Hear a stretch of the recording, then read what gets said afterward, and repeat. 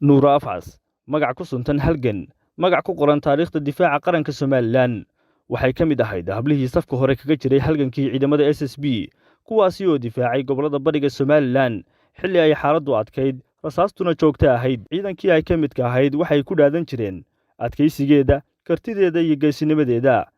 nuura ma ahayn askariyad gadaal taagan waxay ahayd mid furimaha hore joogta halgankii kadib markii la qarameeyay ciidamadii madaniga ahaa nuura maysan ka harin waajibka qaranka waxay ka mid noqotay ciidamadii la tababaray waxayna gashay kuliyadda saraakiisha iyadoo kaashanaysa shahaadadii dugsiga sare tallaabo kasta oo ay qaaday waxay ahayd mid u dhoweynaysa hoggaanka maanta dadaalkaasi iyo halgankaa dheer kadib waxaa lagu abaalmariyey darajada 2 xidig leh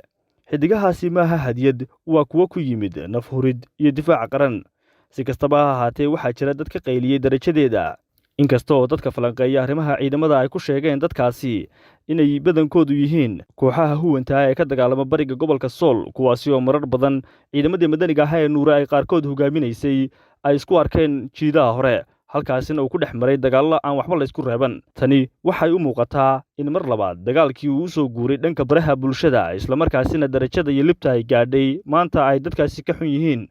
maadaama ay ku dalaacday qarankii ay difaacaysay